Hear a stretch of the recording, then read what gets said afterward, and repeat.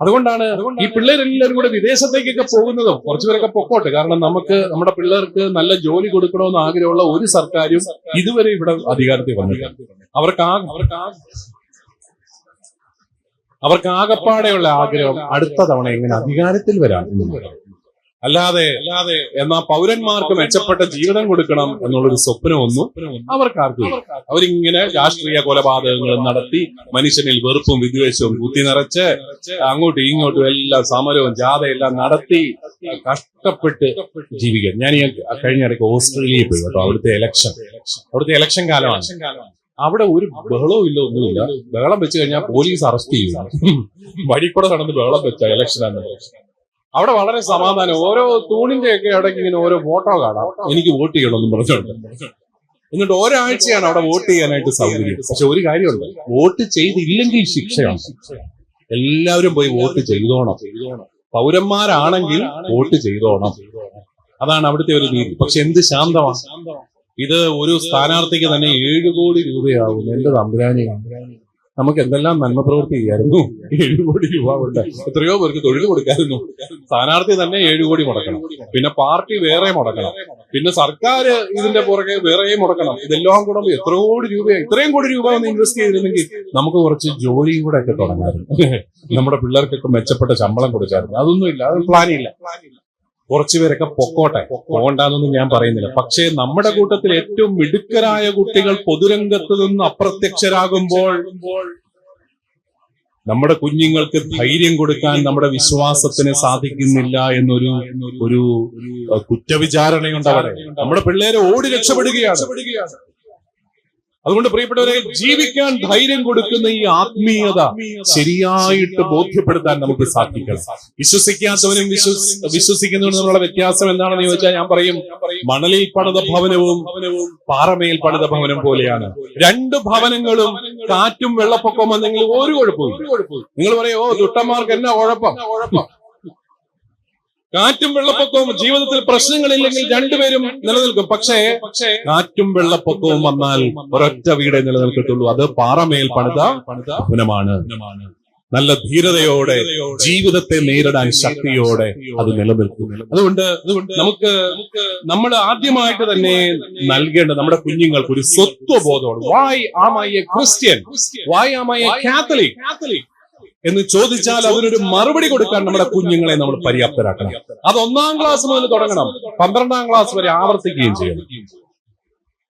ഈശോ ഏകരക്ഷകനാണെന്നും ഈശോയുടെ തുടർച്ചയാണ് സഭയെന്നും ഈശോ ഏകരക്ഷകനാണെങ്കിൽ സഭയാണ് രക്ഷയ്ക്കുള്ള ഏകമാർഗമെന്നും ധീരതയോടെ പഠിപ്പിക്കണം. അതാണ് നമ്മുടെ ബോധ്യം. അത് നമുക്ക് വെളിപ്പെട്ട് കിട്ടിയ രഹസ്യമാണത്. അത് മാറ്റാനായിട്ട് നമുക്ക് അവകാശമൊന്നുമില്ല. അതുകൊണ്ട് നമ്മൾ തെരഞ്ഞെടുക്കപ്പെട്ട ജനമാകുന്നത് കൂദാശകളിലൂടെ വിശുദ്ധീകരിക്കപ്പെട്ട് ലോകത്തെ മുഴുവൻ വിശുദ്ധീകരിക്കാൻ വേണ്ടിയാണ്. അങ്ങനെ ഒരു ദൗത്യമുണ്ട്. രണ്ടാമതായിട്ട് എനിക്ക് നമ്മുടെ വിശ്വാസ പരിശീലനത്തിന്റെ ഒരു കുറവ് പോലെ എനിക്ക് തോന്നുന്ന ഒരു കാര്യം, ഒരു ദൗത്യബോധം പറഞ്ഞു കൊടുക്കാൻ നമുക്ക് സാധിക്കുന്നു. ദൗത്യം എന്താണ്? നമ്മുടെ ദൗത്യം എന്താണ്? എല്ലാവരോടും പറഞ്ഞു. നിങ്ങൾ ലോകമെങ്ങും പോയി സകല സൃഷ്ടികളോടും സുവിശേഷം പറയുവിൻ. നിങ്ങൾ നിങ്ങളുടെ പറമ്പിന്റെ അതിർത്തിയിലെങ്കിലും പോയി ആരോടെങ്കിലും സുവിശേഷം പറഞ്ഞിട്ടില്ല. ലോകമെങ്ങും പോകുന്നതും വേണ്ട, നിങ്ങളുടെ ആ അതിരിന്റെ ആ വേലിക്കെട്ട് നിന്ന് അയലോക്കത്തുകാരോടെങ്കിലും നിങ്ങൾ സുവിശേഷം പറഞ്ഞിട്ടുണ്ടോ? ഇല്ല, നമ്മൾ പറയത്തില്ല. നമുക്ക് നാണക്കേടാണ്. കത്തോലിക്കിന് സുവിശേഷം പറയാൻ നാണക്കേടാണ്. ഞാൻ പറയും, ഞങ്ങളുടെ സഭയിലെ പ്രശ്നം ഈ കുർബാന തർക്കോ അതും ഇതൊന്നുമല്ല. അതൊക്കെ ശരിയാവും. സുവിശേഷം പറയാൻ തുടങ്ങണം. സുവിശേഷം പറയാൻ ധൈര്യമില്ലാത്ത, സുവിശേഷം പറയുന്നതിനെ കുറിച്ച് ലജ്ജിക്കുന്ന കത്തോലിക്കരാണ് സഭയുടെ ഏറ്റവും വലിയ പ്രശ്നം. സുവിശേഷം പറയാൻ മടിച്ച എല്ലാ സഭകളും ഇല്ലാതെയായി. സുവിശേഷം പറഞ്ഞ സഭകളൊക്കെ ഇന്നും നിലനിൽക്കുന്നുണ്ട്. നമ്മൾക്ക് കത്തോലിക്ക സഭയ്ക്ക് ഒരിടത്തും വലിയ പരവതാനി വിരിച്ച് നമ്മളെ സ്വീകരിച്ച സൗകര്യങ്ങളൊന്നും ഇല്ലായിരുന്നു. 4 നൂറ്റാണ്ട് റോമൻ സാമ്രാജ്യം നമ്മളെ പീഡിപ്പിച്ചതാ ക്രിസ്ത്യാനികളെ. കൊളോസയത്തിന്റെ ചുറ്റുമുള്ള വിളക്ക് കാലുകളായി വിളക്ക് കാലുകളിൽ മനുഷ്യനെ ക്രിസ്ത്യാനിയെ വെച്ച് പന്തങ്ങളാക്കിയ അത്ര ക്രൂരമായ പീഡനങ്ങളെ അതിജീവിച്ച ഒരു സഭയാണത്. പക്ഷെ അവരൊക്കെ സുവിശേഷം പറയുവായിരുന്നു.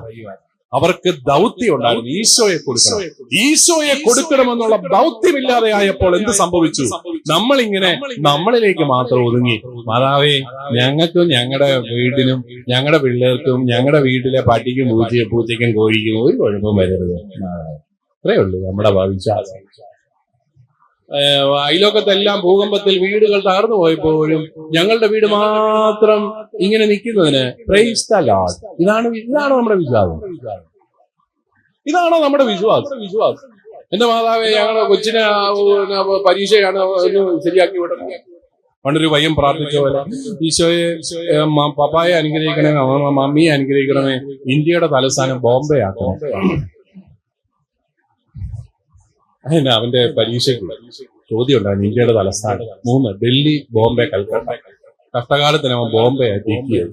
ഇനി മാർക്ക് കിട്ടണമെങ്കിൽ ഇന്ന് രാത്രി അടിയന്തരമായിട്ട് കർത്താവ് ഇടപെട്ട് ഇന്ത്യയുടെ തലസ്ഥാനം. എന്നാലും നമ്മുടെ പല പ്രാർത്ഥനകളും ആ ഒരു രീതിയിൽ നമ്മുടെ കാര്യങ്ങളൊക്കെ എന്റെ ഈശോ ഞാൻ പ്രാർത്ഥിക്കുന്നതെല്ലാം എനിക്ക് തരും. എന്നതാണാവോ ഇപ്പം പ്രാർത്ഥിക്കുന്നത്? ഞാനിപ്പോ ഒരു ബെൻസുകാരന് വേണ്ടിയിട്ട് നോയണതായിരുന്നിരിക്കുകയാണ്. ക്രിസ്ത്യാനിക്ക് ഇത്രയൊക്കെ ഉള്ളൂ. അവന്റെ കാര്യമൊക്കെ നടന്നു പോകും. ഉപദ്രവൊന്നും പറ്റില്ലേ. പക്ഷേ ഇവിടം വരെ ഗൾഫ് വരെ എത്തിയുണ്ട്. പണ്ടൊരു അമ്മച്ചി എന്നെ കാണാമെന്ന സംഭവം ഞാൻ പലയിടത്തും പറയുന്നത്. അയ്യോ എന്റെ അച്ഛാ, എന്റെ മോൾക്ക് വേണ്ടിട്ടൊന്ന് പ്രാർത്ഥിക്കണേ. എന്നാ പറ്റി? ഒന്നും പറ്റിയില്ല അച്ഛാ, കരുനാക്കൊണ്ടൊന്നും പറഞ്ഞ് പറ്റിക്കാതെ. പിന്നെന്നാ? അല്ല, അവക്ക് ദുബായിൽ 60,000 രൂപ ശമ്പളമുണ്ട്. പണ്ട് കാലത്തായിരുന്നു. ഞാൻ ചോദിച്ചു, ഇനി എന്നതിനാ പ്രാർത്ഥിക്കുന്നു? കാര്യങ്ങളെല്ലാം സെറ്റായല്ലോ. അങ്ങനെ പറയാച്ചാ. ഓസ്ട്രേലിയയും ഒരു കോള് വന്നിരിക്കുന്നു. കിട്ടുവാണെ 2.25 ലക്ഷം എന്ന് പറഞ്ഞ അമ്മച്ചിയുടെ വാവൂല് പറയുന്നു. അതെങ്ങനെങ്കിലും നേടിയെടുക്കാൻ വേണ്ടിയിട്ട് നാട്ടിലെ ഏറ്റവും വില കുറഞ്ഞ ഒരു കൂട് മെഴുകുതിരിയുമായിട്ട് രാവിലെ ഇറങ്ങിയിരിക്കുക. 2.25 ലക്ഷം രൂപ ഇതേ തീർക്കണം. എനിക്കങ്ങ് ദേഷ്യം വന്നു ഈ അമ്മച്ചിയോട്. ഞാൻ പറയാം, അമ്മച്ചി 60,000 രൂപയും മേടിച്ച് ഒരു 5,000 രൂപ പള്ളിക്കും കൊടുത്ത് ബാക്കി പൈസ വല്ലയിടത്തുമൊക്കെ ഇൻവെസ്റ്റ് ചെയ്ത് ശാസ്ത്രീയമായിട്ട് സന്തോഷമായിട്ടൊക്കെ ജീവിച്ചാൽ പോരെ. അമ്മച്ചിക്ക് എന്നെയും അത്ര ഇഷ്ടപ്പെട്ടില്ല. എന്നോട് പറയാ, കണ്ണാടി കണ്ടപ്പോഴേ എനിക്ക് തോന്നി കാര്യം നടക്കുകയല്ല. എന്നിട്ട് എന്നോട് പറഞ്ഞു, വേറെ ആൺപിള്ളേർ അപ്പുറത്തുണ്ട്, ഞാൻ പോവാ. കാര്യം നടത്തി കൊടുക്കുന്ന ആൺപിള്ളേർ ഞങ്ങളുടെ കൂട്ടത്തിൽ പിന്നെ എല്ലാവരും ഉണ്ട്. അതുകൊണ്ട് അമ്മച്ചി പോയി. മിക്കവാറും അപ്പുറത്തെ പാർട്ടി മിക്കവാറും ആ മെഴുകുതിരി എല്ലാം മേടിച്ച് അമ്മച്ചിയുടെ ഒരു 2.25 ലക്ഷത്തിന്റെ ഒരു കമ്മീഷനും കൂടെ മേടിച്ചിട്ട് വിട്ടുകാണും. വിസ വന്നും കാണും. കാരണം വരാൻ സാധ്യതയുണ്ടല്ലോ. ഞാൻ പറഞ്ഞു, നമ്മുടെ പ്രാർത്ഥനകളെല്ലാം പ്രിയപ്പെട്ടവരെ ഈ രീതിയിലാണ്. അല്ലാതെ സുവിശേഷം പറയുന്നത് ദൗത്യമാണെന്നും രക്ഷയ്ക്കത് ആവശ്യമാണെന്നും നമുക്ക് വലിയ ബോധമില്ല. നമ്മൾ ഈ സ്കൂളും കോളേജും എല്ലാം പണിത് എന്തിനു വേണ്ടിയിട്ടാണ്? യഥാർത്ഥത്തിൽ സുവിശേഷത്തിന്റെ സന്ദേശം എത്തിക്കാൻ വേണ്ടിയിട്ടാണ്. പക്ഷെ ഇപ്പൊ അവിടെ നമുക്ക് സുവിശേഷം മാത്രം വേണ്ടത്തില്ല.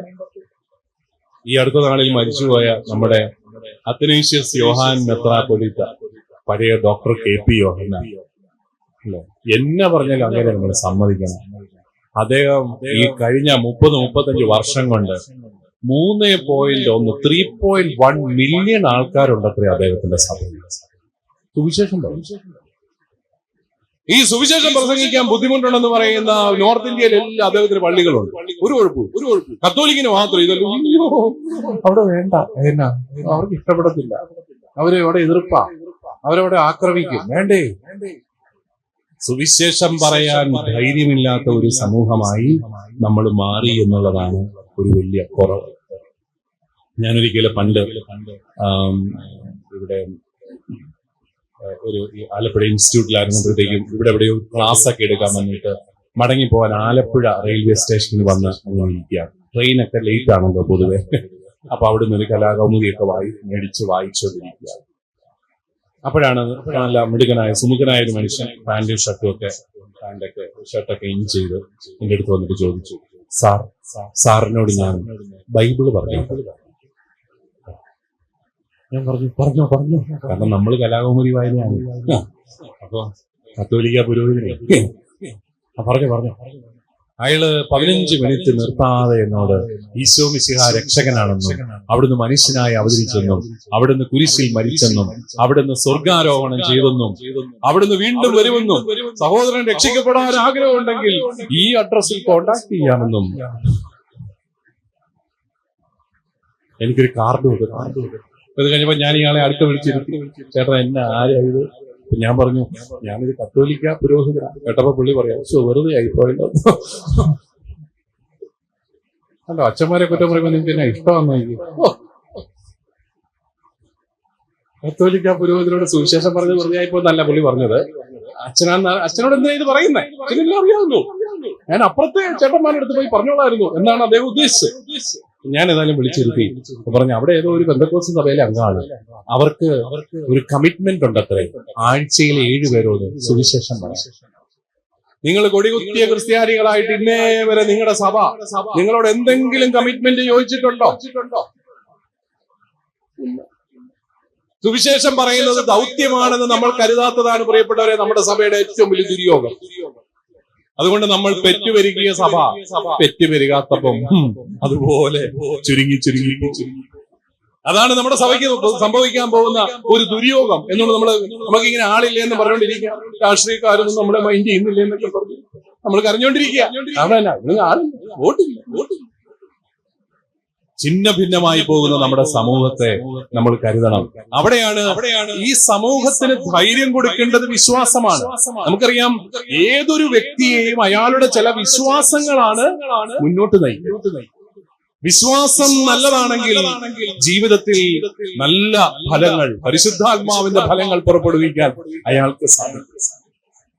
അതുകൊണ്ട് ദൗത്യബോധം കൊടുക്കാൻ നമുക്ക് സാധിക്കണം. നമ്മുടെ കുട്ടികൾ ദൗത്യബോധമുള്ളവരായിട്ട് മാറണം.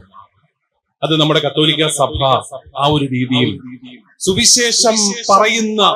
സുവിശേഷം പറയാൻ മടിയില്ലാത്ത ചെറുപ്പക്കാരുടെ കൂട്ടങ്ങളെ സൃഷ്ടിക്കുന്ന കാര്യം, രൂപീകരിക്കുന്ന കാര്യത്തിലൊക്കെ നമുക്ക് ഇത്രയും സംവിധാനങ്ങളുണ്ടെങ്കിലും നമ്മൾ പരാജയപ്പെട്ടു പോയി എന്നുള്ളത് ഏറ്റുപറഞ്ഞ് നമ്മൾ പരിഹാരം ചെയ്യാനുണ്ട്. ഇതിനൊന്നും പരിഹാരങ്ങൾ പറഞ്ഞു തരാൻ എനിക്ക് അറിയത്തില്ല പ്രിയപ്പെട്ടവർ, കാരണം ഞാൻ നിങ്ങളെ പോലെ തന്നെ ചിന്തിക്കുന്ന മനുഷ്യനാണ്.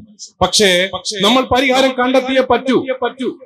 ഈ അടുത്ത നാളില് ഞങ്ങളുടെ അവിടെ ഒരു ആശുപത്രിയിൽ ജോലി ചെയ്യുന്ന 3 ചെറുപ്പക്കാര് എന്നെ കാണാനായിട്ട് വന്നു. അമ്പിള്ളേര് ചെറുപ്പക്കാര്. അവന്മാരെന്നോട് പറഞ്ഞു, പിതാവേ, ഞങ്ങൾക്കൊരു പ്രാർത്ഥനാ ഗ്രൂപ്പുണ്ട്, ഞങ്ങൾ ആശുപത്രിയിലെ ചാപ്പലിൽ ജാഗരണ പ്രാർത്ഥന നടത്തുന്നുണ്ട്. ഞങ്ങൾക്ക് കുറെ നാളുകളായിട്ട് കർത്താവ് ഞങ്ങൾക്കൊരു പ്രേരണ നൽകുന്നു.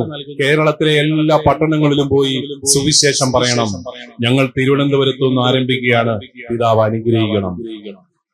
ജനുവരി മാസം എനിക്ക് കിട്ടിയ ഒരു സദ്വാർത്തയാണ്. കർത്താവ് തീ പിടിപ്പിക്കുന്നുണ്ട് മനുഷ്യരെ, നമ്മുടെ ചെറുപ്പക്കാരെയൊക്കെ. നമ്മളാണ് ഇങ്ങനെ അനങ്ങാപ്പറകളെ കൊല്ലിക്കുന്നത്. നമ്മളിങ്ങനെയാ ഒന്നാം പാഠം ദൈവപിതാവ് വായിച്ചു നീ വായിക്കുക, വായിച്ചു, നീ ഇരിക്കുക, വെരി ഗുഡ്, നീ വായിക്കുക, അതും കൊള്ളാം, ഇരിക്കുക. ഈ വായന പിള്ളേർക്ക് ബോറടിയാണ് പ്രിയപ്പെട്ടത്. നമ്മുടെയൊക്കെ വേദപാഠ ക്ലാസ്സുകൾ ഭയങ്കര ബോറടിയാണ്. അതുകൊണ്ട് നമ്മൾ അതിനെക്കുറിച്ച് ഗൗരവമായിട്ട് ചിന്തിക്കണം. മൂന്നാമതായിട്ട്, ആദ്യത്തേത് ഞാൻ പറഞ്ഞ സ്വത്വബോധമാണ്, സെൻസ് ഓഫ് ഐഡന്റിറ്റി. രണ്ടാമത്തേത് സെൻസ് ഓഫ് മിഷൻ. മൂന്നാമത്തേത് സെൻസ് ഓഫ് എസ്റ്റീം, അതായത് അഭിമാനബോധം. സഭയെക്കുറിച്ച് അഭിമാനബോധം സൃഷ്ടിക്കുന്നതിൽ നമ്മൾ പരാജയപ്പെട്ടു പോകുന്നു. നമ്മുടെ സഭ അനുഗ്രഹങ്ങളുടെ കൂടാരമാണ്. ഞങ്ങളുടെ കുർബാനയിൽ ഒരു പ്രാർത്ഥനയുണ്ട്, സർവ നന്മകളും സൗഭാഗ്യങ്ങളും നിറഞ്ഞു മുടിചൂടി നിൽക്കുന്ന സഭയിൽ നിന്നെ ഞങ്ങൾ സ്നേഹിക്കുന്നു. ഒത്തിരി നന്മകളുള്ളതാണ് നമ്മുടെ സഭ. ഒത്തിരി ഏതു മേഖലയിലും മനുഷ്യനോടൊപ്പം നടക്കുന്ന, മനുഷ്യനെ മനുഷ്യനായിട്ട് കാണാൻ ഈ സമൂഹത്തെ പഠിപ്പിച്ചതാണ് നമ്മുടെ സഭ. ഞാൻ ഈ അടുത്ത നാളിൽ വായിക്കുകയായിരുന്നു, കേരളത്തിലും അടിമച്ചന്തകൾ ഉണ്ടായിരുന്നു. അടിമ വ്യവസ്ഥിതി കേരളത്തിലുണ്ടായിരുന്നു. അടിമ വ്യവസ്ഥിതി തിരുവിതാംകൂർ രാജാവ് നിരോധിച്ചത് ക്രൈസ്തവ മിഷണറിമാരുടെ പ്രേരണയിലാണ്. നമ്മുടെയൊക്കെ ചന്തകളിൽ മനുഷ്യരടിമകളായിട്ട് വിൽക്കുന്ന സംവിധാനം ഇവിടെയുണ്ട്. ആർഷഭാരത സംസ്കാരം എന്നൊക്കെ പറഞ്ഞ് നമ്മൾ ഊറ്റം കൊള്ളുമ്പം പഠിച്ച് വരുമ്പോ ഇവിടുത്തെ സാമൂഹിക ആചാരങ്ങളും അനാചാരങ്ങളും ഒക്കെ പഠിക്കുമ്പം നമുക്ക് അത്ര വലിയ മതിപ്പൊന്നും തോന്നത്തില്ല. ക്രൈസ്തവ സംസ്കാരം ഇവിടെ വന്നില്ലായിരുന്നെങ്കിൽ എന്താകുമായിരുന്നു നമ്മുടെ സമൂഹത്തിന്റെ അവസ്ഥയെന്നൊക്കെ സത്യസന്ധമായിട്ട് ചരിത്രം പഠിക്കുന്നവര് ഏറ്റുപറയാൻ നിർബന്ധിതരാകുമെന്നാണ് എന്റെ വലിയ വിശ്വാസം. മനുഷ്യനെ മനുഷ്യനായിട്ട് കാണാൻ പഠിപ്പിച്ച സഭ, വിദ്യാഭ്യാസത്തിലൂടെ ഈ കേരള സമൂഹത്തിന്റെ നവോത്ഥാനത്തിന് വിത്തുപാകിയ സഭ, ത്യാഗം സഹിച്ച് സ്കൂളുകൾ സ്ഥാപിച്ച സഭ, ത്യാഗം സഹിച്ച് ആരോഗ്യ പരിരക്ഷണ രംഗത്ത് വിപ്ലവങ്ങൾക്ക് തുടക്കം കുറിച്ച സഭ. അതൊക്കെ നമ്മള് സഭയുടെ പ്രസ്ഥാനങ്ങളെ ഒക്കെ ചേർത്ത് പിടിക്കണം. സഭയെ നമ്മള് അഭിമാനത്തോടു കൂടി കരുതണം. അപ്പോഴൊക്കെയാണ് നമുക്ക് നമ്മുടെ കുഞ്ഞുങ്ങളിലും ഈ അഭിമാന ബോധം വളർത്തിയെടുക്കാൻ സാധിക്കുന്നത്. നിങ്ങൾക്കറിയാം, ഈ ബിലോങ്ങിങ്നെസ് എന്ന് പറയുന്നത് അഭിമാന ബോധത്തിൽ നിന്നാണ് വരുന്നത്. എനിക്ക് എന്റെ കുടുംബത്തെക്കുറിച്ച് അഭിമാനമാണ്. എന്റെ അപ്പനെ കുറിച്ച് എനിക്ക് അഭിമാനം ഉണ്ടെങ്കിൽ എന്റെ കുടുംബത്തോടൊരു ബിലോങ്ങിങ്നെസ് എനിക്ക് തോന്നും. അപ്പനെ കുറിച്ച് അപകർഷതയാണെങ്കിൽ ഇല്ല, ഞാൻ വീട്ടിൽ എനിക്ക് ഇഷ്ടമില്ല. അപ്പം വള്ളം പിടിച്ച് 4 കാലം നടക്കുന്ന വീടുകളിലെ മക്കൾക്ക് കുടുംബത്തെ കുറിച്ചൊന്നും മതിപ്പില്ല. മതിപ്പ് വേണമെങ്കിൽ, മതിപ്പുണ്ടെങ്കിൽ മാത്രമേ ഈ ബിലോങ്ങിങ്നെസ് തോന്നത്തുള്ളൂ. അതുകൊണ്ട് നമുക്ക് ഈ ഒരു ചിന്ത, ഈ 3 കാര്യങ്ങൾ, sense of identity, sense of mission and sense of esteem, അതിനെക്കുറിച്ച് നമുക്ക് ചിന്തിക്കാം. വിശുദ്ധ യോഹന്നാന്റെ സുവിശേഷം 6-ാം അധ്യായം 68 മുതലുള്ള വാക്യങ്ങൾ. ശിമിയോൻ പത്രോസ് മറുപടി പറഞ്ഞു. 67. ഈശോ 12 പേരോടുമായി ചോദിച്ചു, നിങ്ങളും പോകാൻ ആഗ്രഹിക്കുന്നു? ശിമിയോൻ പത്രോസ് മറുപടി പറഞ്ഞു, കർത്താവേ, ഞങ്ങൾ ആരുടെ പക്കൽ പോകും? നിത്യജീവന്റെ വചനങ്ങൾ നിന്റെ പക്കലുണ്ട്. നീയാണ് ദൈവത്തിന്റെ പരിശുദ്ധനെന്ന് ഞങ്ങൾ വിശ്വസിക്കുകയും അറിയുകയും ചെയ്തിരിക്കുന്നു. ഈശോ അവരോട് പറഞ്ഞു, നിങ്ങൾ 12 പേരെ ഞാൻ തിരഞ്ഞെടുത്തില്ലേ? എന്നാൽ നിങ്ങൾ ചെയ്തും പിശാചാണ്. അവനിത് പറഞ്ഞത് ശിമിയോൻ ഇസ്കറിയോത്തായുടെ മകനായ യൂദാസിനെ കുറിച്ചാണ്. എന്നാൽ 12 പേരിൽ ഒരുവനായ അവനാണ് ഈശോയെ ഒറ്റിക്കൊടുക്കാനിരുന്നത്. നമ്മുടെ കർത്താവായ ഈശോയ്ക്ക് സ്തുതി. ഇരിക്കാം.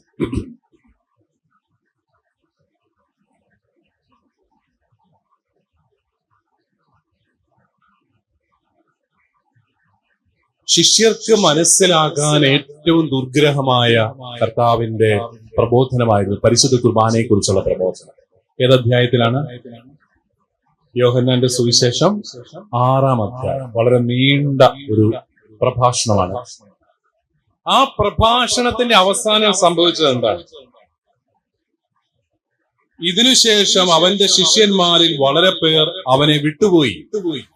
അവർ പിന്നീട് ഒരിക്കലും അവന്റെ കൂടെ നടന്നില്ല.